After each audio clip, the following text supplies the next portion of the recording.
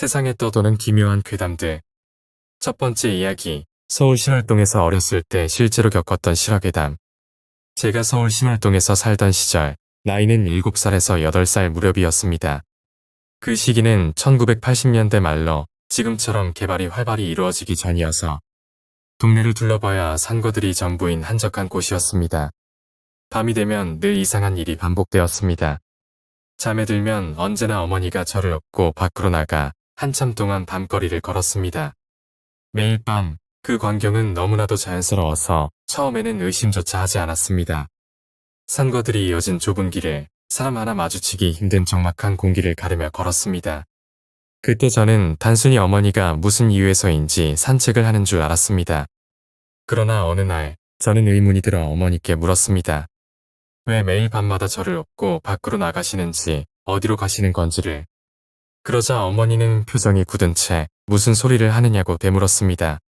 그리고는 단호하게 말했습니다. 자신은 저를 업고 밤에 나가본 적이 단 한 번도 없다고. 그 말을 듣는 순간 매일 밤 저를 업고 산을 헤매던 여자가 어머니가 아니라는 사실이 서늘하게 다가왔습니다. 그렇다면 매일 밤 나를 업고 정처 없이 산길을 오르던 그 여자는 누구였을까요? 다시 잠들었을 때 정신을 차려보니 저는 또다시 누군가의 등에 엎여 있었습니다. 실눈을 뜨고 등판을 보니 흰색 한복이 보였습니다.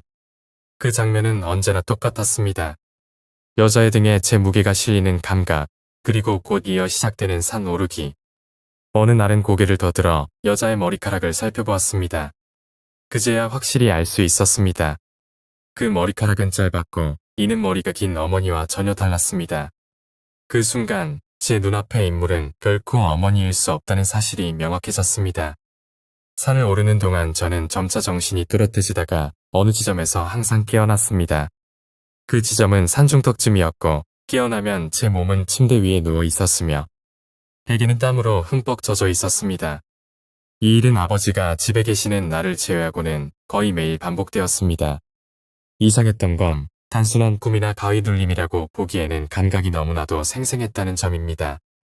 산에 오를 때마다 느껴지는 풀내음과 서늘한 공기, 흙길의 흔들림이 현실 그대로 전해졌습니다. 어느 날은 엎여서 막집을 떠나는 순간에 정신이 말짱이 들었습니다.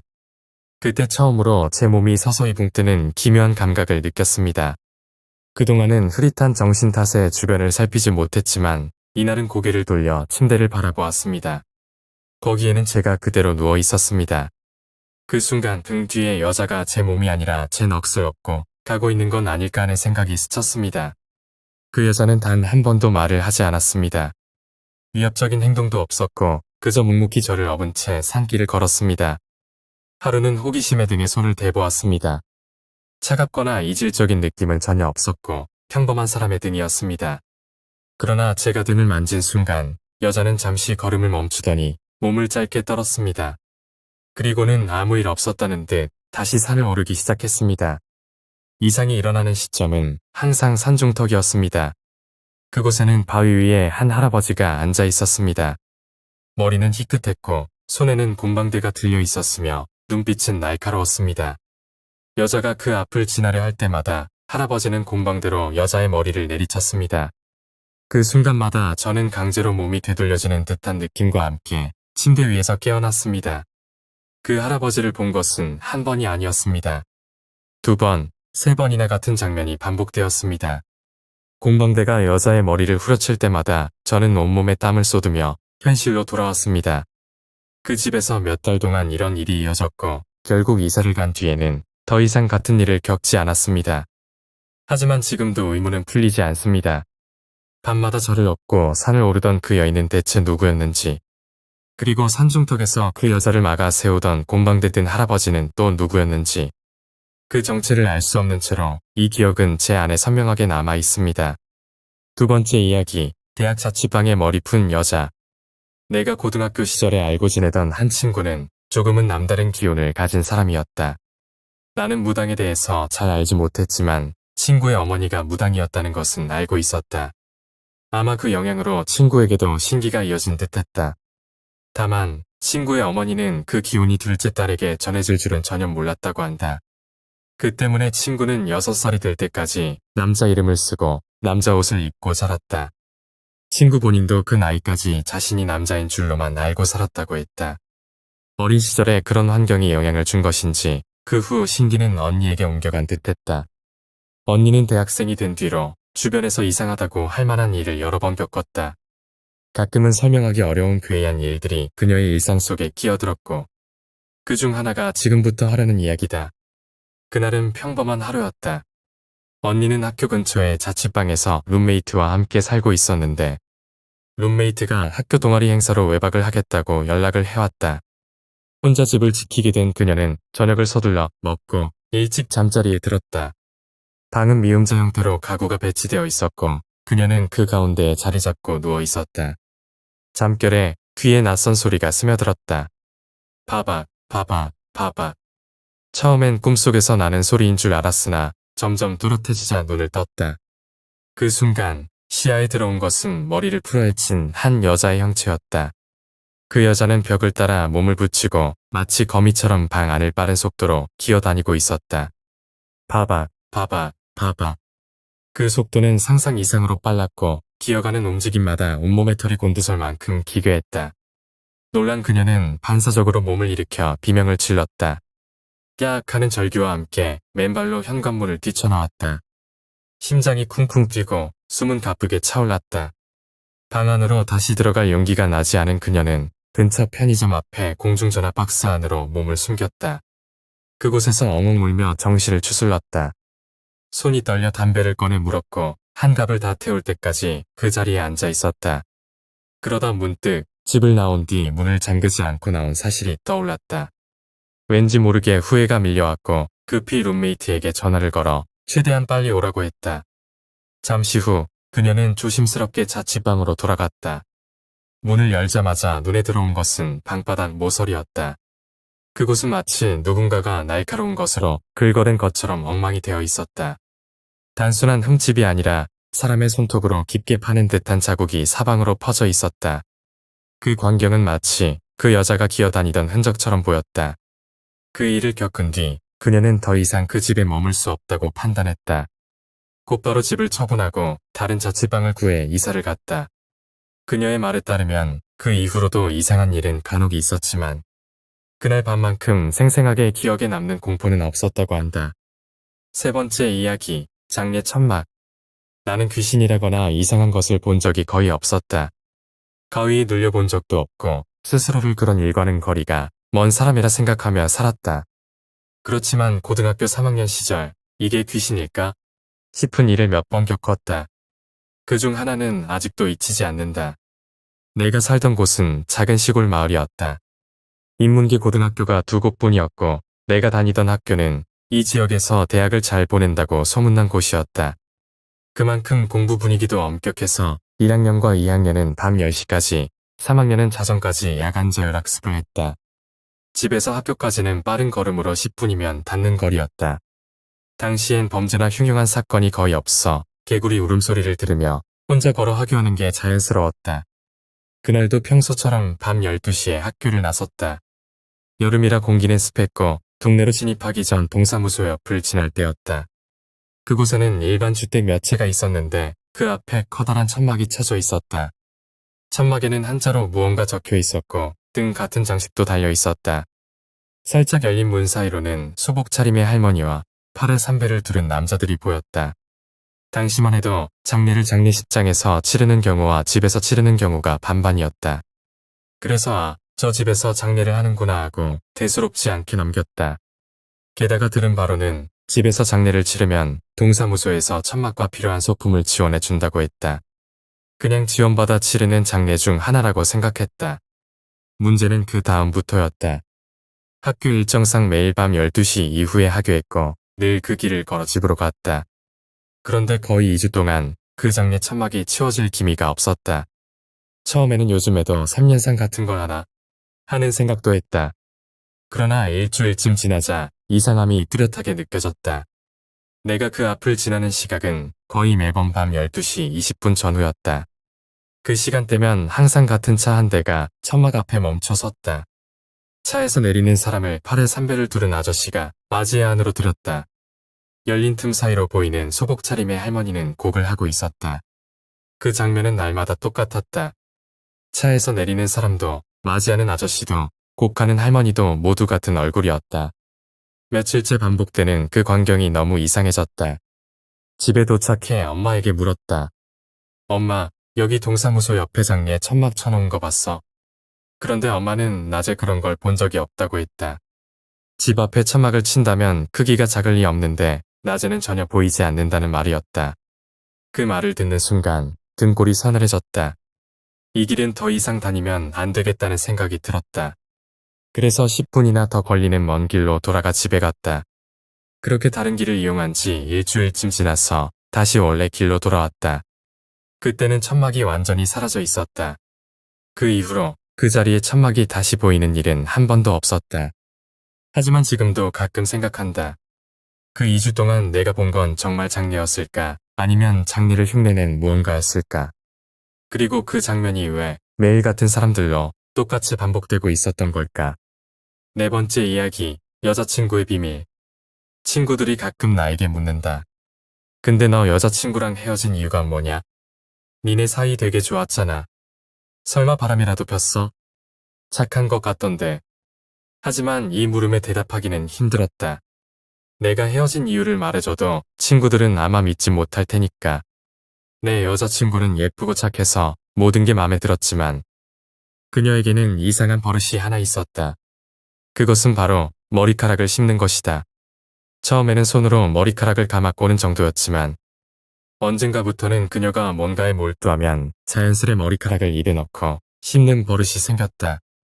나는 그냥 그것이 이상한 버릇이라고 생각하고 가끔씩 웃으면서 말리곤 했다. 그러다가 어느 날 산책을 하던 중에 여자친구가 갑자기 속이 답답하고 배가 아프다고 말했다. 답답해. 속이. 체한 거 아냐? 약 사다 줄까? 입 안에 뭔가. 그렇게 말하던 그녀는 갑자기 입에서 몇 가닥의 머리카락을 뱉어냈다. 그때 나는 조금 충격을 받았다. 그녀가 머리카락을 씹는다는 걸 알고 있었지만 이렇게 실제로 입에서 나오는 것을 보니 기분이 묘했다. 하지만 그런 일이 있었음에도 불구하고 그녀의 그 버릇은 고쳐지지 않았다. 어느 날 여자친구와 함께 놀러 가기로 한 날 나는 그녀의 집 앞에서 나오기를 기다리고 있었다. 하지만 아무리 기다려도 그녀는 나오지 않았다. 아직 멀었어? 뭐해? 대충 하고 나와. 여자친구는 화장실에 있었다. 나는 아픈 건 아닌지 걱정이 되어 부르려던 찰나 화장실 바닥에 뭔가가 보였다. 그것은 바닥에 늘어진 머리카락이었다. 그 머리카락은 사람의 입에서 나올 만한 길이와 양이 절대 아니었다. 그 순간 나는 무슨 이유인지 몸이 얼어붙은 것처럼 느껴졌다. 그 머리카락이 너무 많고 길어서 이건 절대로 자연스러운 일이 아니라고 직감했다. 그날 나는 그녀의 집을 몰래 빠져나왔고 그 후로는 연락을 하지 않았다. 여자친구도 아직 연락이 없는 걸 보면 그날 내가 본 것을 그녀도 봤을 거라고 생각한다. 나는 그 모습을 다시 볼 자신이 없었기에 겁쟁이라고 해도 어쩔 수 없었다. 그 장면을 다시 떠올리면 온몸이 소름 끼친다. 그녀의 그 이상한 버릇과 그날의 기이한 장면이 나에게는 너무 무서운 기억으로 남아있다. 지금까지도 그날의 머리카락이 뱉어지는 장면이 눈앞에 떠오르면 아무리 시간이 지나도 여전히 그 무서운 느낌을 떨쳐낼 수가 없다. 그렇게 나는 여자친구와 연락을 끊고 이제는 그때의 기억이 다시 떠오르지 않기를 바라며 일상으로 돌아가려고 노력하고 있다. 하지만 그 장면은 내 마음속 깊은 곳에 여전히 남아 가끔씩 그때의 공포가 되살아난다. 그날 그 머리카락이 나왔던 순간은 내게 영원히 잊을 수 없는 기억으로 남았다. 그저 머리카락을 씹는 버릇일 뿐이라고 생각했지만 그 뒤에 숨겨진 의미를 알게 된 순간 나는 더 이상 그 모습을 다시 볼 수 없을 것 같았다. 다섯 번째 이야기, 버스 정류장의 아기와 아주머니. 중학교 3학년 겨울방학 무렵 밤 10시 반쯤이었다. 그날 나는 약속한 친구를 기다리기 위해 버스 정류장에 서 있었다. 차가운 공기가 옷 안으로 파고들어 손끝과 귀가 시릴 정도였고 나는 몸을 웅크린 채 늦게 오는 친구를 속으로 욕하고 있었다. 오기만 해봐, 진짜 가만 안 둔다. 는 생각을 하며 몸을 부르르 떨며 서 있던 그때였다. 그 순간 두꺼운 코트를 입고 모자를 깊게 눌러 쓴 한 아주머니가 버스 정류장 의자에 조용히 앉았다. 처음에는 별 생각 없이 스쳐보았는데 자세히 보니 아주머니 품속에는 아기가 있는 듯했다. 코트 속이 봉긋하게 부풀어 있었고 그 품을 감싸진 손끝에서 아이를 지키는 듯한 기운이 느껴졌다. 우리 동네 버스는 밤 11시까지는 운행을 하니 버스를 기다리는 사람인가 싶었다. 하지만 이상하게도 그날은 버스가 좀처럼 오지 않았다. 정류장 주변은 한산했고 거리에는 매서운 바람 소리만이 이어졌다. 곧 눈발이 흩날리기 시작했고 작은 입자가 점점 굵어져 시야를 가리기 시작했다. 그 모습을 보니 아주머니와 품속의 아기가 걱정됐다. 기다리다 보면 추위가 더 심해질 것이고 혹시나 아기가 아프면 큰일이겠다 싶었다. 게다가 울음소리가 들려왔다. 단순히 보채는 소리가 아니라 마치 아프거나 힘든 듯 끊어지고 쉰 울음이었다. 나는 점점 불안해졌다. 그래서 조심스럽게 아주머니에게 말을 걸었다. 버스가 오늘은 아마 오지 않을 것 같다며 택시를 타는 편이 낫지 않겠느냐고 권했다. 근처에 택시 승강장이 있으니 함께 가시라고 말했다. 하지만 아주머니는 아무 대답이 없었다. 혹시 못 들었나 싶어 다시 말을 건넸다. 전화가 필요하면 내 휴대전화를 빌려줄 테니 지인을 불러 바래다 달라고 하시라고 말했다. 그때 아주머니와 눈이 마주쳤다. 그 눈은 충혈된 듯 붉었고 얼굴빛이 기묘하게 창백해 순간 움찔했다. 내가 다시 말을 잇고자 하는 찰나 아주머니의 목소리가 낮고 거칠게 흘러나왔다. 이 아이는 내 아이야. 가까이 오지마. 다가오면 죽여버린다. 그 말과 함께 시뻘건 눈빛이 날 꿰뚫 듯 바라봤다. 나는 본능적으로 한 걸음 뒤로 물러섰다. 그러자 아주머니는 목소리를 높였다. 너도 내 아이 죽이려고 그러지? 그렇지? 그리고는 주머니 속에서 번뜩이는 긴 과도를 꺼냈다. 그 순간 나는 비명을 지르며 반대 방향으로 뛰었다. 그러나 한방눈이 내려 쌓인 대리석 보도는 미끄러웠다. 급히 달아나던 나는 균형을 잃고 넘어졌다. 뒤를 돌아본 순간 아주머니가 보였다. 그는 한 팔로 아기를 안고 달려오고 있었는데 그 품속에서 흔들리는 것은 사람이 아니라 인형이었다. 머리가 반쯤 빠진 낡고해진 콩콩이 인형이었다. 그런데 그 인형에서 아기 울음소리가 똑같이 흘러나오고 있었다. 내가 아픈 아기라고 생각했던 그 울음은 사실 인형이 내는 소리였다. 아주머니는 인형을 더 꼭 껴안으며 속삭였다. 내 새끼, 배고파? 조금만 기다려. 엄마가 잠깐 할 일이 있어서. 그러고는 아이를 달래는 듯한 목소리로 웃음을 섞었다. 엄마 참 좋아, 아이 좋아. 라는 기괴한 소리도 인형에서 나왔다. 나는 그 틈을 놓치지 않고 벌떡 일어나 뒤도 돌아보지 않은 채 집 쪽으로 달렸다. 심장이 빠르게 뛰었고 온몸이 얼어붙은 것처럼 경직됐다. 그날의 장면은 지금도 머릿속에서 지워지지 않는다. 그 사람이 정말 여자였을까 하는 의문이 남는다. 목소리와 체격, 걸음걸이를 떠올려 보면 차라리 남자였다고 하는 편이 더 자연스러운 기억이기 때문이다. 그 정체를 알 수 없는 사람과 겨울밤의 버스 정류장은 지금도 나에게 가장 소름 끼치는 기억으로 남아있다. 6번째 이야기, 벽을 기어다니는 여자. 내가 고등학교를 다니던 시절 한 친구가 있었다. 그 친구는 남들과 조금 다른 이른바 신기가 있다고 불리는 감각을 지니고 있었다. 나는 무속에 대해 잘 아는 편은 아니었지만 그 친구의 어머니가 무당이었기에 아마도 그 기운이 딸에게로 이어진 것이라고 들었다. 흥미로운 점은 친구의 어머니가 그 신기가 첫째나 다른 자식에게 갈 것이라 생각했지만 예상치 못하게 둘째 딸인 그 친구가 그 기운을 물려받았다는 것이었다. 심지어 어머니는 그 기운이 딸아이에게 전해지는 것을 막고자 친구가 6살이 될 때까지 일부러 남자 이름을 쓰게 하고 머리와 옷차림까지 남자아이처럼 꾸몄다고 했다. 그래서 친구 자신도 6살 무렵까지는 자신이 남자인 줄 알았다고 한다. 그런데 이상하게도 그 후로는 친구가 아니라 언니 쪽에서 이상한 징후와 괴이한 사건이 잦아지기 시작했다고 했다.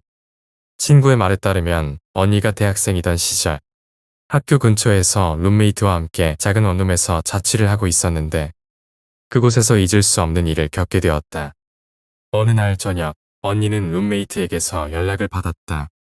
학교 동아리 행사 때문에 오늘 밤은 외박을 하겠다는 내용이었다. 갑작스러운 혼자만의 밤이었지만 그녀는 대수롭지 않게 생각하고 저녁을 일찍 먹은 뒤 잠자리에 들었다.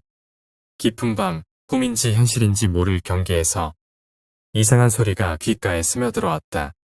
바박, 바박, 바박. 규칙적으로 반복되며 마치 무언가가 빠르게 움직이는 듯한 소리였다. 의아한 마음에 눈을 떴고 그 순간 숨이 멎는 듯한 광경이 눈앞에 펼쳐졌다. 머리를 길게 풀어헤친 여자가 방 안을 움직이고 있었다. 그 움직임은 사람처럼 걷는 것이 아니었다. 미음자 구조의 방에서 그녀가 누워있는 중앙을 빙 둘러 벽에 몸을 붙인 채 네 발로 기어다니고 있었던 것이다. 그 속도는 믿기 어려울 만큼 빨랐고 바닥과 벽을 타고 도는 손발에서 바박, 바박하는 날카로운 소리가 났다. 순간 온몸이 얼어붙었다. 그러나 곧 본능적으로 몸이 반응하며 그녀는 자리에서 벌떡 일어나 비명을 지르고 맨발로 방 밖을 뛰쳐나갔다. 뒤도 돌아보지 않은 채 동네 편의점 앞 공중전화 박스 안으로 들어가 그곳에 웅크리고 앉아 엉엉 울었다. 두려움과 혼란이 뒤섞여 시간 감각조차 사라진 채 한참을 울었다고 한다. 정신을 조금 가다듬었을 때 손에는 담배갑이 들려 있었다. 평소보다 빠른 속도로 담배를 연거푸 피우며 한 갑을 다 비웠을 즈음 문득 집을 잠그지 않고 나온 것이 떠올랐다. 후회와 불안이 몰려와 떨리는 손으로 룸메이트에게 전화를 걸어 가능한 빨리 돌아오라고 부탁했다. 그리고 조심스럽게 자취방으로 돌아갔을 때 문을 여는 순간 눈에 들어온 광경은 더욱 소름을 돋게 했다. 방바닥 모서리마다 무언가가 날카롭게 긁어놓은 듯한 자국이 빼곡히 남아 있었던 것이다. 그 흔적은 손톱으로 낸 것처럼 보였지만 깊이와 넓이가 사람 손으로는 도저히 낼 수 없는 형태였다. 그날 이후 그녀는 그 방에 더 이상 머무르지 않았다. 곧바로 집을 정리하고 다른 곳으로 이사했으며 그 끔찍했던 밤의 기억은 지금까지도 생생하게 남아있다고 한다. 7번째 이야기, 끌려가던 다리. 중학교였는지 아니면 고등학교 시절이었는지 정확히는 기억나지 않는다. 그날 나는 방에 누워 그저 가만히 잠에 빠질 생각만 하고 있었다. 그런데 서서히 몸이 굳어가기 시작했다. 당시에 나는 한 달에 30번, 일주일에 7번, 하루에 한 번꼴로 가위에 눌릴 정도였기에 처음에는 대수롭지 않게 여겼다. 이미 이런 상황은 익숙했고 대체로 조금만 버티면 금세 풀리곤 했기 때문이다. 천장에서 기묘한 형체가 스쳐 지나가는 환영을 보아도 그것은 오래 머물지 않았다. 언젠가 부엌 창문 밖 사람이 설 수 없을 것 같은 좁고 위험한 자리에 서서 나를 내려다보며 기괴하게 웃는 여자의 얼굴을 본 적도 있었다. 그때도 사지가 굳어져 두려움에 쓰러질 뻔했지만 이상하게도 그 모든 일에 큰 의미를 두지 않았다. 그러나 그날은 평소와는 달랐다. 아주 깊은 곳에서부터 경고하듯 본능이 외치고 있었다. 눈을 뜨면 안 된다. 만약 조금이라도 눈을 뜨면 내 얼굴을 내려다보며 기괴하게 웃고 있는 그 여자를 보게 될 것이다. 그 확신이 너무도 강하게 밀려왔다. 그래서 나는 오히려 두 눈을 꽉 감았다. 눈꺼풀에 힘을 주고 절대로 뜨지 않겠다는 결심을 했다. 동시에 손가락 하나라도 움직여야 한다는 생각에 온 힘을 쏟았다. 그러던 중 갑자기 다리가 들썩 들렸다. 양쪽 다리가 동시에 마치 누군가 두 손으로 붙잡아 들어 올린 듯 공중으로 들린 것이다. 눈을 뜰 수 없는 채로 나는 소리 없는 울음을 흘렸다. 눈물은 나오지 않았지만 마음속은 공포로 가득 차 있었다. 그 다리를 잡은 무엇인가가 나를 어디론가 끌고 가려는 듯한 기분이 들었다. 정체를 알 수 없는 존재가 점점 더 강하게, 점점 더 확실하게 나를 잡아당기고 있었다. 그 순간 나는 그 소리를 들었다. 귓가에 울려 퍼진 한마디. 알았어, 너 안 데려갈게. 그 목소리는 어딘가 비웃는 기운을 품고 있었고 차갑게 가라앉아 있었다. 말이 끝나자 큰 방 쪽에서 가족 한 명이 문을 여는 소리가 났다. 그러자 들려있던 다리가 서서히 바닥으로 내려왔다. 긴 시간 동안 이어진 듯 느껴졌지만 실상은 짧았던 그 가위 눌림은 그렇게 끝났다.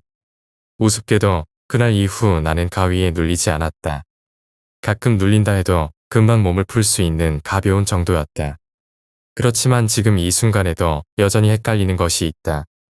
그날 내가 들은 말이 정말 너 안 데려갈게였는지 아니면 넌 안 데려갈게였는지다. 둘 사이의 차이는 사소해 보일지 몰라도 그때의 나에게는 묘하게 다른 의미로 다가왔다. 물론 이제 와서 그 존재에게 직접 물어볼 수는 없다. 아니, 묻고 싶은 마음도 전혀 없다. 다만 한 가지 바람이 있다면 기왕 보이지 않는 것이라면 앞으로도 끝까지 보이지 않기를 바란다는 것뿐이다. 8번째 이야기, 버려진 쌀기계에 깃든 여인. 당시 나는 전자기타에 빠져 있었고 자연스레 밴드 활동에 몰두하며 하루하루를 보냈다. 연습실에서 보내는 시간이 많아지면서 그곳을 운영하던 사장님과도 가까워졌다. 그 사장님은 비록 작은 연습실을 운영하는 평범한 중년 남성이었지만 젊은 시절에는 방송업계에서 활동하며 무명 연예인들을 데뷔시킨 경험도 있는 사람이었다. 내가 사장님을 알기 몇 년 전, 그가 직접 키우던 4인조 밴드가 있었다. 그 밴드는 데뷔를 앞두고 있었고 여름 내내 합숙을 하며 연습실에서 지냈다. 사장님 역시 이들과 함께 생활하며 데뷔 준비를 도왔다고 한다. 그러던 어느 아침, 사장님은 평소처럼 사무실 앞에서 담배를 피우다 낯선 물건 하나를 발견했다. 건물 앞에 조그마한 쌀기계가 버려져 있었던 것이다. 쌀기계란 옛날에 사용하던 간단한 기계로 안에 쌀을 넣고 1인분, 2인분 버튼을 누르면 해당 양만큼 쌀이 아래로 떨어지는 구조였다. 요즘은 거의 쓰이지 않아 보기 힘든 물건이었다. 유난히 검소하고 물건을 함부로 버리지 않는 성격이었던 사장님은 겉보기에도 깨끗한 그 기계를 보자 사무실로 가져와 물로 깨끗이 씻었다. 그리고 합숙이 끝나면 집으로 가져갔을 생각이었다. 그러나 기계를 들여온 후부터 연습실 안에는 이유 모를 한기가 감돌기 시작했다. 특별히 에어컨을 켜지도 않았는데 등골이 서늘해지고 이유 없는 소름이 돋았다. 사장님은 처음엔 단순한 기분 탓이라 생각하며 무시했다. 하지만 며칠 지나지 않아 합숙 중이던 밴드 멤버들도 사무실 안에 있으면 기가 빠져나가는 듯 몸이 무겁고 머리가 멍하다고 말하기 시작했다. 그 무렵부터 밤마다 더 이상한 일이 생겼다. 문 밖에서 노크도 없이 새손잡이를 잡아 돌리는 소리가 들리는 것이다. 그 소리는 부드럽지 않고 새가 갈리는 듯 거슬리고 서늘한 소리였다. 사람들이 누구냐고 물어도 대답은 없었고 문을 열어보면 바깥에는 아무도 없었다. 하루 이틀이 아니라 매일 밤 같은 현상이 반복되자 사람들은 점점 겁에 질렸다. 손잡이가 돌아가는 소리만 들려도 가슴이 철렁 내려앉았고 나중에는 아예 문을 열 엄두조차 내지 못했다. 이상한 점은 또 있었다.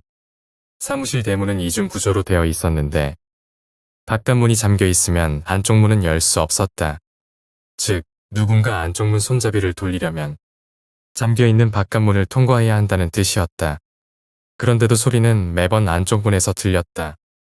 사장님은 이대로는 미칠 것 같아 어머니께 전화를 걸었다. 어머니는 토속신앙에 밝고 귀신을 본 적도 있는 분이었다. 사장 이야기를 들은 어머니는 직접 연습실에 와서 며칠 머물며 상황을 보겠다고 했다. 어머니는 몇 날 밤을 연습실에서 보냈다. 역시나 밤마다 들려오는 그 금속성 마찰은 문 앞엔 아무도 없는 기이한 상황이 반복됐다. 그러던 어느 비 오는 날 어머니는 낮잠을 자다 가위에 눌렸다. 꿈속에서 문 손잡이가 돌아가더니 비에 흠뻑 젖은 젊은 남자가 서 있었다. 그는 이 사무실에 사는 여자를 찾는다고 했다. 하지만 사무실에는 사장님과 남성 밴드 멤버들뿐 그런 여자는 없었다. 어머니가 그런 사람은 없으니 돌아가라고 하자 그 남자는 고개를 갸웃거리며 돌아갔다. 깨어난 어머니는 사장님에게 최근 새로 들여온 물건이 있는지 물었다. 사장님이 쌀기계를 말하자 어머니는 그것에 지방령이 깃들어 있다고 했다. 그날 밤 기계는 건물 옆에 버려졌다. 며칠 후 어머니는 또 꿈을 꾸었다. 이번엔 백지처럼 창백한 피부의 아름다운 여자가 정중히 저 이제 가보겠습니다라고 말하며 얇은 미소를 지은 채 사무실을 나갔다. 그 이후 손잡이가 돌아가는 소리는 완전히 사라졌다. 사건은 여기서 끝난 듯 보였지만 2주 후 사장님은 외근 중 전화를 받았다. 밴드 멤버가 다급하게 사무실로 오라고 했다. 급히 달려간 사장님은 사람들이 건물 밖에 몰려있는 것을 보았다. 그들 한가운데엔 버렸던 쌀기계가 있었다.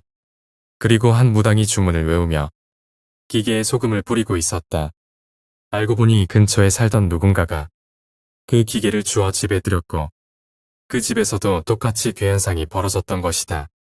그 가족은 점점 정신이 흐려지고 비명과 이상한 소리가 밤마다 들렸다. 결국 위층 사람들이 무당을 불러 귀신을 쫓아내고 있었던 것이었다. 사장님은 그제야 자신들이 얼마나 위험한 상황에 있었는지 실감했다. 그 후 사장님은 쇠손잡이 돌아가는 소리만 들어도 몸이 굳고 숨이 막히는 기분이 든다고 했다. 나 역시 이 이야기를 들으며 미신을 믿지 않던 마음이 흔들렸다. 밖에 버려진 물건 함부로 집에 들이지 마시길. 그 안에 누군가가 살고 있을지도 모른다. 9번째 이야기, 폐쇄 초소의 할머니. 나는 여자라서 군대를 직접 경험해 본 적은 없다. 그래서 군 복무 중에 생활이나 용어에 대해서는 잘 알지 못한다. 다만 전역한 남자들 사이에서 군대에 가면 누구나 한 번쯤 기이한 일을 겪거나 듣게 된다는 이야기는 익히 들어왔다. 내가 지금 하려는 이야기는 대학 시절 바로 옆방에 살던 자취생 오빠에게서 들었던 일이다. 그 오빠를 편의상 B라고 부르겠다.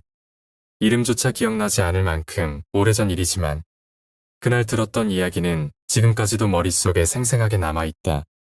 B 오빠는 해군 출신이었다. 그런데 특이하게도 자대 배치를 받은 곳이 내 친오빠가 복무했었던 계룡산 부대였다. 처음 그 이야기를 들었을 때는 우연이라니 했지만 나중에 친오빠에게 물어봤더니 B 오빠의 말이 사실임을 확인하고 한 번 더 놀랐다. 심지어 친오빠도 짧게나마 비슷한 이야기를 전해준 적이 있었다. 그래서 나는 B 오빠가 들려준 내용을 더 믿게 되었다. 그 부대에도 다른 부대와 마찬가지로 여러 개의 근무 초소가 있었다. 그런데 그중 하나가 이미 폐쇄된 상태였다고 한다. 맨 끝에 외곽 초소가 아니라 중간 지점에 있는 초소였음에도 불구하고 폐쇄된 것이었다. 밤중에 근무지를 오가다 그 초소를 지나칠 때마다 왠지 모르게 등골이 서늘해지고 기분이 이상했다고 한다.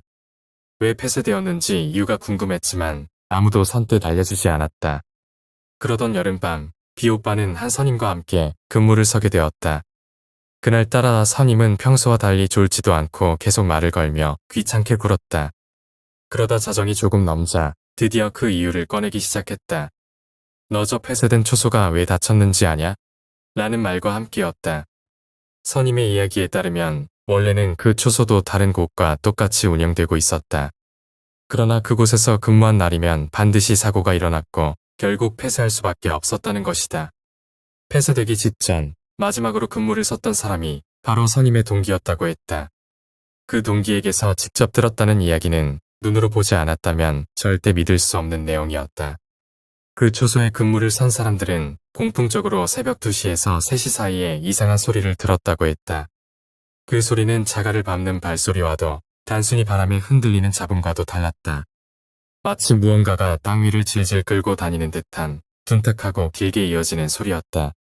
부대 내에서 오래 복무한 이들은 그 소리를 들으면 절대 반응하지 말고 불빛을 비추지도 말며 말도 걸지 말라고 조언했다. 그러나 선임의 동기는 그 사실을 전혀 모른 채 그날 처음 그 초소에 배정되었다. 원래 그 초소는 동기가 속한 내무반 담당 구역이 아니었지만 우연한 사정으로 자리가 바뀌어 그곳에 가게 된 것이었다. 같이 간 선임은 재수 없다고 투덜거리면서도 무사히 보내고 싶으면 그냥 하던 대로만 해라고 짧게만 말했다. 정작 중요한 경고는 하지 않은 채였다. 근무가 시작되고 한참이 지났을 때 산 아래쪽에서부터 무언가를 끄는 소리가 들려오기 시작했다. 처음엔 풀 사이로 바람이 스치는 소리인가 했지만 그 소리는 점점 또렷해지고 가까워졌다. 동기는 이상한 예감을 느끼면서도 규정대로 암구호를 외쳤다. 그러자 소리가 또 끊기고 주변이 고요해졌다. 잠시 후 다시 암구호를 외치려는 순간 누군가가 갑자기 뒤통수를 툭 쳤다. 놀라 돌아보니 선임이 하얗게 질린 얼굴로 써 있었다. 그는 주위를 살피며 너 지금 뭐 하는 거냐고 다급하게 물었다.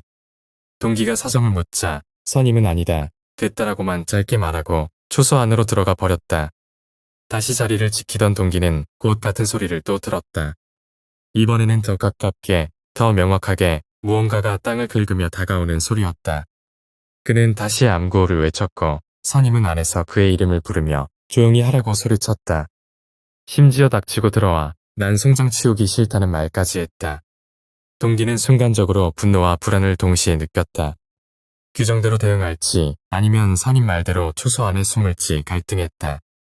결국 호기심과 의무감이 앞서 소리가 나는 방향에 손전등 불빛을 비추었다. 처음에는 멀리 검은 그림자 하나가 어렴풋이 보였다. 형체가 불분명해 정체를 알 수 없었지만 점점 다가오는 듯 보였다. 그리고 가까워질수록 그것이 평범하게 걷는 모습이 아님을 깨달았다. 마치 팔꿈치로 몸을 지탱하며 기어오고 있었던 것이다. 그 순간 동기는 직감적으로 이상하다는 생각이 들어 선임을 불렀지만 선임은 안에서 대답조차 하지 않았다. 그 사이 그림자는 점점 가까워졌고 소리 또한 더욱 선명해졌다.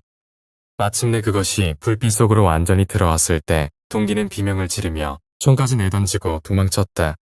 그는 거의 구르다시피 산 아래 본부까지 내려와 숨을 몰아쉬며 눈물과 콧물로 범벅이 된 채 쓰러졌다. 본부에 있던 다른 병사들은 놀라기는커녕 이미 이런 사태를 알고 있었던 듯 태어났다고 한다. 나중에 동기가 한 말을 정리하면 그것은 사람이었다. 그러나 그 사람은 두 발로 서서 걷는 모습이 아니었다. 팔꿈치로 기어오고 있었고 한 손에는 갓난아기의 얼굴을 쥐고 있었다는 것이다.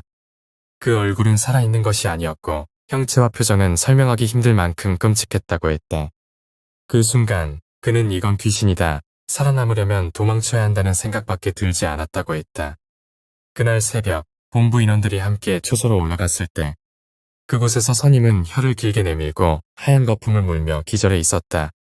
그는 깨어난 뒤에도 할머니, 아기 머리 라는 말만 되풀이했고 결국 병원으로 후송되었다. 그 후 그 초소는 완전히 폐쇄되었다. 이 이야기를 들은 나는 반신반의한 마음으로 바로 친오빠에게 전화를 걸었다. 그저 심심해서 전화를 한 척하며 은근슬쩍 떠봤더니 오빠 입에서도 그 근처에 할머니 귀신이 자주 나와서 폐쇄된 초소가 있다는 비슷한 이야기가 나왔다. 길게 말하진 않았지만 그 한마디로도 비오빠의 이야기를 의심할 수 없게 되었다. 몇 년이 지난 지금까지도 그날 밤 들었던 이야기 중 가장 강렬하게 기억에 남은 건 이 사건뿐이다. 그만큼 소름 끼치고 있기 힘든 계룡산의 폐쇄 초소 이야기였다. 10번째 이야기, 달마도. 친구는 가정사가 복잡해 어린 시절부터 안정된 집을 가져본 적이 없었습니다. 그래서 한동안은 어머니와 함께 살 임시 거처를 찾았고 그 결과 번화가 한가운데 있는 오피스텔로 이사하게 되었습니다. 그러나 어머니는 아버지와 관계가 다시 좋아지자 친구를 혼자 남겨두고 본집으로 돌아갔습니다. 결국 친구는 원치 않게 자취 아닌 자취 생활을 시작하게 된 셈이었습니다. 그 오피스텔은 주상복합 건물이라 규모도 크고 시설도 신식이었습니다. 처음 친구 집을 방문했을 때 저는 평소 봐왔던 원룸형 구조를 예상했는데 예상과 달리 복층 구조였습니다. 당시 시골 감성이 남아있던 저는 세련된 구조와 넓은 내부의 감탄을 감추지 못했습니다. 그날 밤이 되자 친구는 자고 가라고 권했습니다. 하지만 부모님의 허락을 받지 못한 저는 미안함을 전하며 다음에 오겠다고 말하고 집을 나섰습니다. 문을 열고 나서는 순간 다른 건물 복도에서 느끼는 평범한 싸늘함과는 달리 묘하게 눅눅하고 무게감 있는 냉기가 스치고 지나갔습니다. 그때는 대수롭지 않게 여겼지만 나중에야 그 기운이 심상치 않았음을 알게 되었습니다. 얼마 후 친구가 다시 놀러 오라고 연락을 해왔습니다. 그날은 지난번 못 자고 온 것이 마음에 걸려 어렵게 부모님의 허락을 받아 외박을 하기로 했습니다. 다시 찾은 친구 집은 처음과 거의 같았지만 복층 계단 입구에 커다란 달마도가 새로 걸려 있었습니다. 그 외에는 여전히 도시적인 세련됨과 깔끔함이 느껴지는 공간이었습니다. 자고 간다는 제 말에 친구는 기뻐하며 저녁을 함께하고 게임도 하고 영화를 보며 즐거운 시간을 보냈습니다. 그러나 어느 순간 설명하기 힘든 정적이 방 안에 내려앉았습니다. 숨을 고르듯 모든 소리와 움직임이 멈춘 그 순간에 제 시선은 자연스레 달마도로 향했습니다. 저는 장난스럽게 이 세련된 집과 어울리지 않는 그림이 왜 걸려 있는지 물었습니다. 친구는 표정을 굳히더니 지하철에서 어떤 사람이 그려줬는데 꼭 가져가라고 했다며 그때 얼굴빛이 너무 안 좋아 보여서 그냥 받아왔다고 말했습니다. 저는 웃으며 도를 아십니까? 같은 사기를 믿는 거냐며 가볍게 넘겼지만 친구는 웃지도 않고 달마도만 뚫어지게 바라보았습니다. 분위기를 바꾸고 싶어 저는 낮잠을 자자고 제안하며 1층 소파에서 자도 되냐고 물었습니다. 그 순간 친구는 크게 반대하며 반드시 2층에서 자라고 했습니다. 이유를 묻지 않고 저는 친구와 함께 2층 침대로 올라가 잠을 청했습니다. 얼마나 잤을까? 현관문이 열리는 소리에 눈을 떴습니다. 친구가 나가는 줄 알고 손을 뻗었지만 친구는 그대로 곁에 누워 있었습니다. 친구 어머니가 오셨나 싶어 일어나려는 순간 몸이 굳어 움직일 수 없다는 것을 깨달았습니다. 말은 나오지 않고 눈만 뜰 수 있는 전형적인 가위 눌림이었습니다. 그때 아래층에서 들려오는 바스락거리는 소리. 발소리였는데 분명 맨발이 아니라 버선발이었습니다. 집안을 이리저리 바쁘게 돌아다니는 소리에 심장이 쪼여드는 듯했습니다. 다행히 그 발소리는 2층으로 올라오지 않고 계속 1층에만 머물렀습니다. 그러다 어느 순간 그 발소리가 완전히 사라졌습니다. 정적 속에서 저는 오히려 더 큰 공포를 느꼈습니다. 혹시 계단을 뛰어 올라오는 건 아닐까, 이미 제 곁에 있는 건 아닐까 하는 상상들이 공포를 키웠습니다. 그때 친구는 아무 일 없다는 듯 새근새근 자고 있었습니다. 이윽고 아주 작은, 그러나 분명한 툭 하는 소리가 들렸습니다. 그 순간 저는 그것이 달마도가 떨어지는 소리라는 확신이 들었습니다. 그리고 곧 계단을 짚으며 올라오는 버선발 소리가 다시 들렸습니다. 온몸이 땀으로 젖은 채 계단만 응시했습니다. 천천히 머리끝부터 발끝까지 검은 한복자락 아래로 보이는 버선발이 시야에 들어왔습니다. 얼굴은 긴 머리로 완전히 가려져 있었습니다. 그 존재가 2층에 다 올라서자 저는 사력을 다해 소리를 질렀고 그 소리에 친구가 놀라 깨어 이유를 물었습니다. 저는 달마도가 떨어졌는지 확인해 달라고만 말했습니다. 친구는 의아해하며 내려갔고 곧 놀란 목소리로 이게 어떻게 떨어졌지? 너 어떻게 알았어? 라고 외쳤습니다. 달마도는 양면 테이프로 내 변을 모두 고정하고 그 위에 박스 테이프까지 덧붙인 상태였습니다. 힘으로도 떼기 어려울 만큼 단단했는데 그것이 마치 칼로 자른 듯 깔끔하게 떨어져 있었습니다. 저는 더 이상 그 집에 머무를 수 없었습니다. 나중에 친구가 들려준 이야기는 더 섬뜩했습니다. 친구는 평소 2층에서만 잤는데 어느 날 1층에서 잠들었다가 저와 똑같이 그 여자를 봤다고 했습니다. 그 여자는 친구의 머리만 소파 위에 앉아 자고 있는 친구를 내려다보고 있었다고 했습니다. 또 친구의 지인 중 한 명은 그 집에서 잘 때마다 가위에 눌렸고 깨고 나면 1층 창문이 열려 있거나 물컵이 깨져 있는 등 설명할 수 없는 현상을 겪었다고 했습니다. 그 집은 17층 건물 중 15층에 위치해 있었기에 밖에서는 절대 창문을 열 수 없었습니다. 그 후 친구는 달마도를 그려준 사람을 다시 찾으려 했지만 이미 사라진 뒤였습니다. 다른 친구들도 한 번 자고 나면 다시는 그 집에서 잠을 자려 하지 않았습니다. 저 역시 마찬가지였습니다. 11번째 이야기, 호랑이 그림. 가위에 눌렸을 때 들리는 웅성거림이나 기계음, 혹은 멀어졌다 가까워지는 듯한 소리가 사실은 귀신이 곁에서 중얼거리는 소리라는 말을 들어본 적이 있는가? 나는 그 이야기를 처음 귀녀라 부르기로 한 여자아이에게서 들었다. 귀신을 볼 수 있었던 그녀는 무속에도 관심이 많았고 그날 내 앞에서 너무도 진지한 표정으로 설명을 이어갔다. 나는 그 말에 어떤 과학적 근거도 없다는 걸 알면서도 그 표정에 압도돼 고개를 끄덕일 수밖에 없었다. 안타깝게도 나는 그런 가위를 자주 겪는 편이었다. 군대에 입대하기 약 2년 전, 귀녀와 자주 연락을 주고받던 시절의 일이다. 귀녀를 처음 알게 된 건 내가 여자중고등학교에서 1년 정도 근무하던 시절이었다. 그때 그녀가 불쑥 다가와 말을 걸었다. 처음엔 단순히 관심 있는 학생이 장난삼아 말을 건 줄 알았다. 그러나 곧 그것이 착각이었음을 알게 됐다. 그날도 평소처럼 밤늦게까지 친구들과 버디버디로 대화하고 테트리스를 하며 시간을 보내고 있었다. 그때 귀녀에게서 메시지가 도착했다. 오늘은 방문을 열어놓고 주무세요. 뜬금없는 말에 나는 당황해 이유를 물었다. 그녀는 내게서 강한 귀신 기운이 느껴진다고 했다. 심지어 할아버지조차 손을 못 대는 존재 같으니 방문을 꼭 열어두고 자라는 것이었다. 그 할아버지란 내가 태어나기 한 달 전에 돌아가신 친할아버지였다. 귀녀는 그분이 집안이 걱정돼 장손인 나를 따라다닌다고 말했다. 자살로 생을 마감해 상태가 좋지 않지만 그래도 수호천사 같은 존재라고 했다. 그 얘기를 들은 순간 나는 이미 그녀의 말에 복종하는 기분이 되었다. 그날 밤 평소처럼 문을 닫고 이불을 뒤집어 쓰고 자려다 귀녀의 당부가 떠올라 문을 열었다. 거실에는 부모님이 안방 대신 거실에서 주무시고 계셨다. 그 모습을 보니 이상하게도 마음이 놓였다. 열린 문 덕분인지 가위에 눌릴 듯한 쎄한 느낌이 사라졌다. 그런데 호기심이 발동했다. 문을 다시 닫으면 어떻게 될까? 문을 닫자마자 그 쎄한 기운이 급격히 다가왔다. 마치 평소에 가위 전조보다 훨씬 빠르고 무겁게. 놀란 나는 급히 문을 열었고, 그러자 신기하게도 기운이 사라졌다. 여기서 멈췄어야 했다. 그러나 알 수 없는 자신감에 다시 문을 닫았다. 결국 그 쎄한 기운이 몰려왔고, 나는 그대로 가위에 눌렸다. 눈만 뜬 채 천장을 바라보니 어두운 그림자 같은 것이 둥글게 회전하고 있었다. 가위에서 풀리기 위해 손가락을 움직이는 동안 귀 가까이서 낮고 서늘한 목소리가 들렸다. 심장이 미친 듯 뛰었고 나는 온몸을 떨며 힘겹게 문을 열었다. 다시 자리로 돌아와 잠들기 직전 거실 벽에 걸린 커다란 호랑이 그림이 눈에 들어왔다. 귀신들이 싫어한다는 호랑이나 닮아 그림이었다. 그 근거가 무엇이든 그날 나는 그 그림 앞에서야 겨우 잠이 들 수 있었다. 12번째 이야기, 무당. 경수는 어려서부터 집안 형편이 좋지 않았다. 대학에 가고 싶다는 목표는 있었지만 등록금을 한 번에 마련할 여유가 없어. 그는 학기 초부터 닥치는 대로 돈이 되는 일은 무엇이든 했다. 부산으로 올라온 뒤 학과 방을 전전하고 친구 집에서 신세를 지며 무려 6개월을 그렇게 버텨다.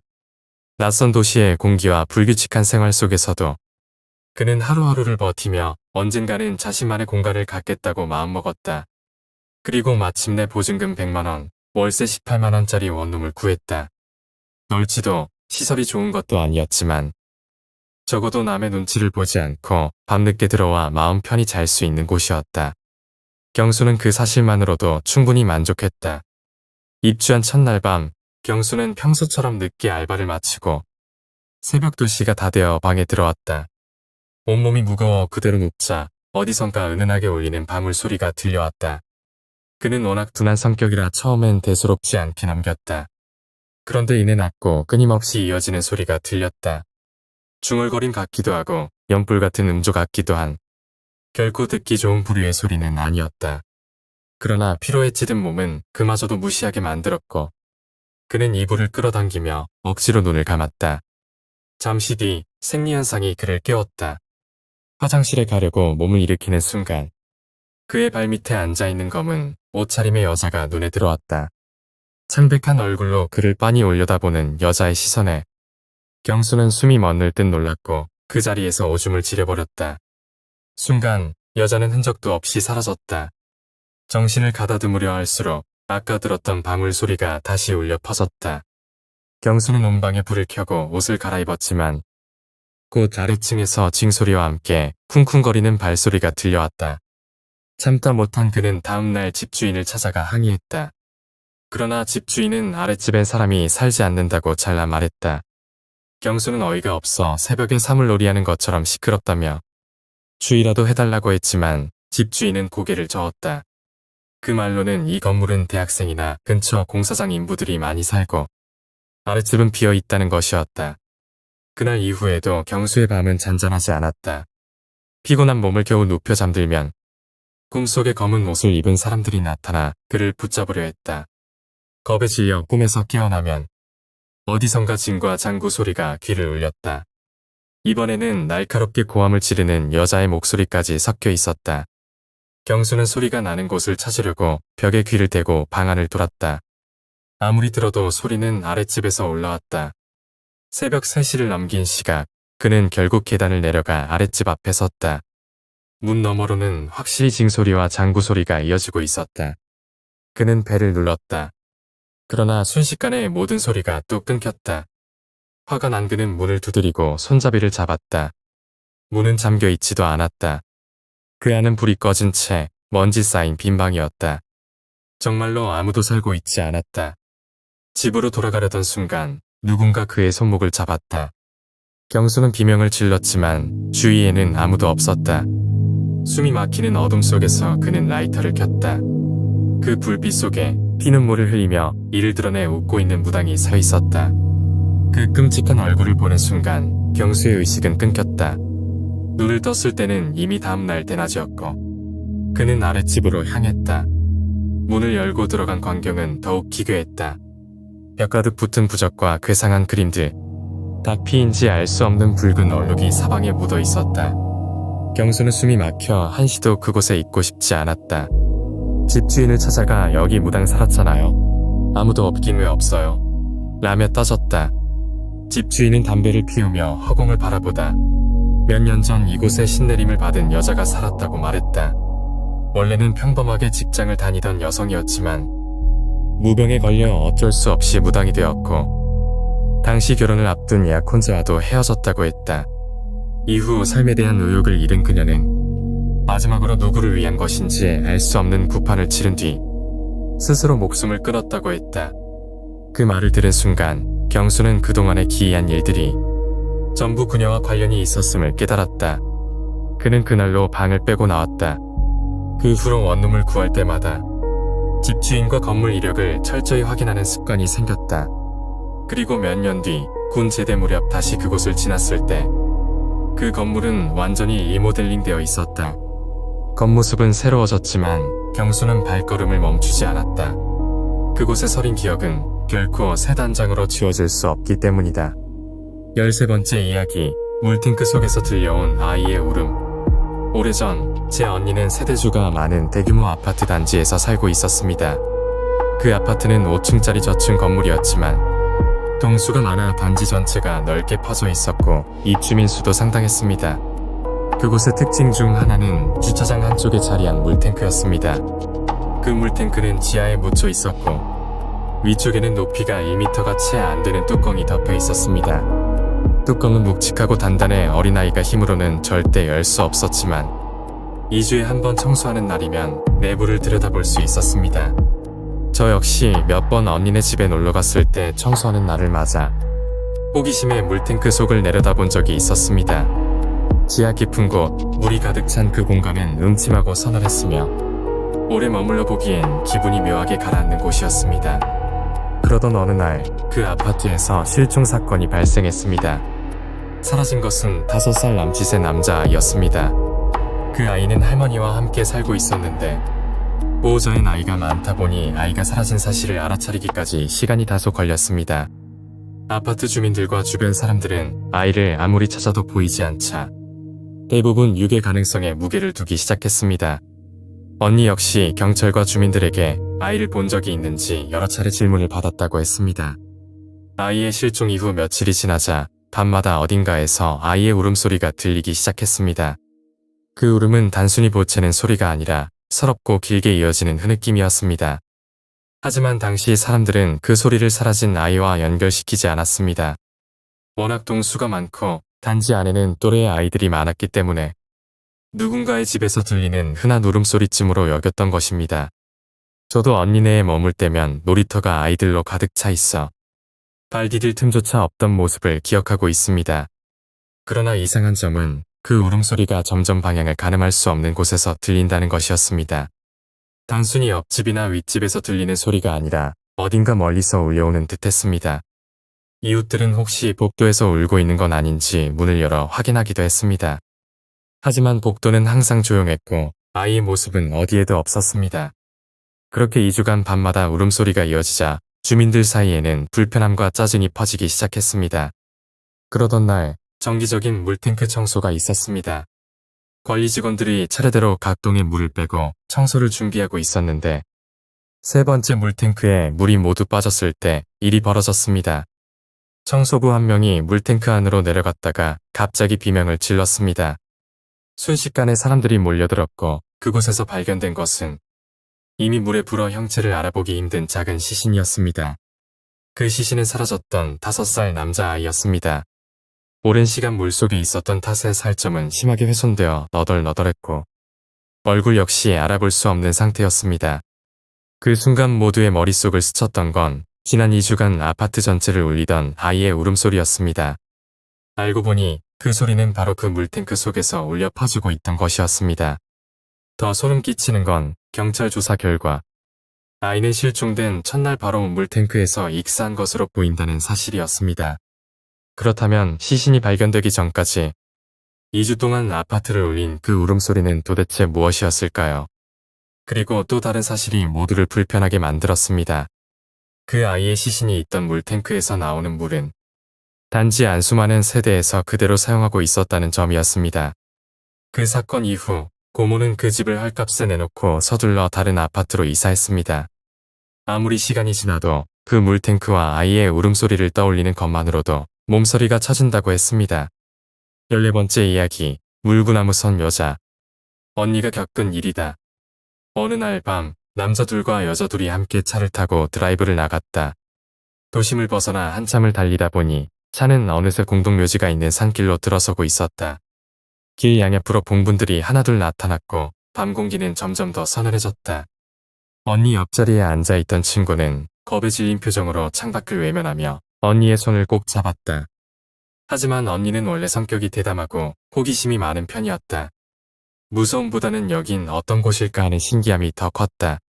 그래서 차창 밖으로 펼쳐진 공동묘지를 하나하나 눈에 담으며 봉분들 사이를 유심히 살폈다. 그때였다. 언니의 시선이 어느 봉분 위에 멈췄다. 거기에 한 여자가 서 있었다. 아니, 있었다는 표현이 더 정확했다. 그 여자는 몸을 꼿꼿이 세운 채 고개를 들어 언니를 똑바로 바라보고 있었다. 둘의 시선이 마주쳤다. 언니가 타고 있는 차가 앞으로 나아가는데도 그 여자는 고개를 움직이며 언니를 끝까지 쫓았다. 눈길이 한 번도 흔들리지 않았다. 처음엔 언니도 그 여자를 단순히 묘지에 서 있는 사람이라고 생각했다. 그저 이 시간, 이런 곳에 왜 있는 걸까 하는 의문만 들었을 뿐이었다. 하지만 상황이 달라진 건 산길을 돌아 다시 내려올 때였다. 아까 그 봉분 앞을 지나가자 여자가 여전히 그 자리에 있었는데 이번에는 그 모습이 분명하게 보였다. 그 여자는 봉분 위에서 물구나무를 선 상태였다. 온몸을 거꾸로 세운 채 마치 땅에 뿌리라도 내린 듯 완벽하게 고정된 자세였다. 언니는 그제야 처음부터 그녀가 물구나무를 서 있었음을 깨달았다. 처음 봤을 땐 한밤중 봉분 위에 사람이 있다는 사실만으로도 시선이 빼앗겨 그 기묘한 자세까지는 인식하지 못했던 것이다. 하지만 내려오는 길에 마주친 그 장면은 부자연스럽고 설명할 수 없는 공포를 남겼다. 여자는 여전히 고개를 돌려 산길을 지나가는 언니를 바라보고 있었다. 그날 이후로 언니는 한밤중 공동묘지 길을 지나는 드라이브만은 절대 하지 않는다고 했다. 15번째 이야기, 하얀 소복의 여자. 언니가 시골 할머니 댁을 방문했을 때의 일이다. 그곳은 버스가 하루에 몇 번밖에 다니지 않는 깊숙이 들어가야 닿는 시골이었다. 그날은 여름이었고 저녁 무렵부터 마당에는 모기불을 피워놓았다. 수박을 썰어 먹고 감자와 고구마를 쪄 먹으며 오랜만에 만난 친척들과 웃음이 끊이지 않았다. 밤이 깊어갈 즈음 언니는 화장실이 가고 싶어졌다. 할머니 댁의 화장실은 대문 바로 옆에 있었지만 집안에서 대문까지는 제법 거리가 있었다. 언니는 친척 언니를 불러 같이 가자고 할까 고민했지만 모두 즐겁게 이야기하고 있어 차마 말을 꺼내지 못했다. 결국 혼자 마당을 나섰다. 바깥은 가로등 하나 없는 어둠이었다. 눈이 어둠에 익숙해지기도 전에 언니의 시야에 하얀 무언가가 스치는 것이 보였다. 대문 쪽에서 흰 천이 바람에 펄럭이는 듯한 모습이었다. 처음에는 할머니가 걸어둔 천이라니 생각하며 언니는 마당을 가로질러 화장실 쪽으로 향했다. 그러다 그 흰 천이 사실 천이 아니라는 걸 깨달았다. 대문이라고 해봐야 나무 기둥 2개가 서 있는 단출한 구조였는데 그 두 기둥을 붙잡고 하얀 소복 차림의 여자가 이쪽에서 저쪽으로 마치 철봉 타듯 뛰어다니고 있었다. 치마자락이 펄럭이며 기둥 사이를 오가는 모습은 묘하게도 처음엔 천처럼 보였던 것이다. 언니는 그 자리에 굳어버렸다. 여자는 정신없이 기둥 사이를 옮겨 다니다가 갑자기 고개를 돌려 언니를 바라보았다. 그리고 입꼬리를 길게 올리며 의미를 알 수 없는 미소를 지었다. 그 순간 언니의 의식은 끊겼다. 정신을 차렸을 때는 이미 할머니 댁 안방이었다. 언니는 울면서 대문 앞에서 귀신을 봤다고 말했다. 어른들은 더위를 먹은 것이라며 대수롭지 않게 여겼지만 할머니만은 고개를 갸웃거리며 언니를 달랬다. 다음날 날이 밝자 할머니는 아버지와 삼촌을 불러 마당의 나무 아래를 파보게 했다. 그리고 그곳에서 꺼낸 것은 오래되어 사가버린 뱀술이었다. 술독 속의 뱀은 형태조차 알아보기 힘들 정도로 오래된 것이었다. 할머니는 언니에게 말했다. 내가 본 게 이거였나 보구나. 옛 어른들 사이에서는 뱀이 죽으면 처녀 귀신의 모습으로 나타난다고 전해 내려왔다. 할머니도 늘 뱀 근처에 가지 말라고 했는데 이번 일은 그 이유를 새삼 느끼게 했다. 그 뱀수를 본 동네 어르신은 혀를 차며 말했다. 대문에 뱀을 묻는 법이 어딨어 누가 이런 짓을 하냐. 그리고는 고개를 저으며 집으로 돌아갔다. 언니가 본 것이 여름밤의 착각이었을까? 아니면 땅속에 묻혀있던 뱀의 영혼이 답답함을 이기지 못해 모습을 드러낸 것이었을까? 그 미소와 기둥 사이를 뛰던 모습은 지금도 잊히지 않는다고 한다. 16번째 이야기, 발레리나. 고등학교 시절 나에게는 유난히 예쁜 친구가 있었다. 그녀는 키가 크고 팔다리가 길며 손가락까지 가늘어 마치 무용을 위해 태어난 듯한 체형이었다. 공부보다는 춤에 온 마음을 쏟았고 학교 수업이 끝나면 4교시 이후 바로 연습실로 향하곤 했다. 그런 모습이 부럽기도 해서 나는 속으로 부모님을 원망했다. 왜 나에게는 박자감이라고는 없는 몸을 주셨을까 하면서 어느 날 친구는 오랫동안 바라던 유명 무용학원 오디션에 합격했다고 들떠 있었다. 그 학원은 입소문만으로도 까다로운 오디션으로 유명했고 그녀 역시 합격은 기대하지 않았다고 했다. 하지만 기적처럼 붙었고 그녀는 날아갈 듯 기뻐하며 연습에 더 몰두했다. 우리 같은 문외한은 그저 축하 인사만 건네고 그 기쁨을 온전히 이해하지는 못했다. 그러나 시간이 흐르면서 친구의 모습이 눈에 띄게 초췌해졌다. 처음에는 혹독한 체중 조절 때문일 거라 생각했지만 점점 그 이상하다는 생각이 들었다. 마치 누군가의 강요로 인해 몸과 정신이 모두 짓눌린 듯 힘이 빠져 보였다. 조심스럽게 무슨 일인지 물었지만 그녀는 고개를 저으며 아무 일 없다고 했다. 그 후로 친구는 수업 시간 내내 책상에 엎드려 자곤 했다. 원래는 아무리 지루한 수업이라도 흐트러짐 없이 집중하던 아이였는데 이제는 기절하듯 잠에 빠져 있었다. 학과 선생님들의 주의도 잦아졌고 결국 그녀는 연습실에 가지 않게 되었다. 대신 자율학습 시간에 남아 있었지만 연습에 대해 물으면 히스테릭하게 가기 싫다고 잘라 말했다. 어느 날 자율학습 시간, 우리 반은 담당 선생님의 무관심을 틈타 수다와 간식을 즐기고 있었다. 오랜만에 친구도 함께 웃으며 이야기를 나누었는데 주제가 무서운 이야기로 흘러갔다. 그때 친구가 갑자기 목소리를 낮추더니 말했다. 니들 매일 밤 같은 가위 눌림 당해본 적 있어? 나는 가위에 잘 눌리는 편이라 고개를 끄덕였다. 하지만 친구가 말한 것은 평범한 가위 눌림이 아니었다. 분명 내 방인데 이상하게 넓고 커 보여. 침대 끝에 발레복 입은 여자가 서서 빙글빙글 돌고 있어. 처음엔 천천히 돌다가 내가 보고 있다는 걸 알아차리면 갑자기 미친 듯이 빨라져. 쓰러지지도 않고 멈추지도 않아 손끝은 계속 나를 향하고 있고.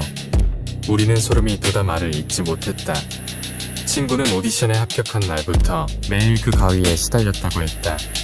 깨어나면 몸에 힘이 하나도 남지 않아 연습을 못할 정도였고 마치 몇 시간 동안 턴을 한 것처럼 어지럽고 밥조차 먹기 힘들었다. 게다가 그녀만이 아니었다. 학원에는 같은 꿈을 꾸며 가위 눌림을 당하는 아이들이 여럿 있었다고 했다. 친구는 결국 학원에 가는 것이 무섭다고 했다. 그 말을 한 뒤로 며칠 동안 그녀는 학교에 나오지 않았다. 3일 후 나타난 친구의 모습은 충격적이었다. 살이 빠져 뼈가 드러나고 머리카락은 푸석해져 있었다. 우리 앞에서 눈물을 터뜨린 그녀는 그동안 있었던 일을 털어놓았다. 그 얘기하고 나서부터 가위가 더 심해졌어. 여자가 점점 가까이 오는 거야. 손짓을 하는 것 같아서 자세히 봤더니 정말 날 오라고 부르고 있었어. 빠르게, 느리게, 또 빠르게. 그러면서 뭐라고 중얼거리더라. 그녀는 목소리를 떨며 말했다. 또 말하면 죽인다. 또 말하면 죽인다. 그렇게 계속 말했어. 우리는 비명을 지르거나 숨을 죽인 채 서로를 바라봤다. 결국 부모님은 그녀를 무속인에게 데려갔다.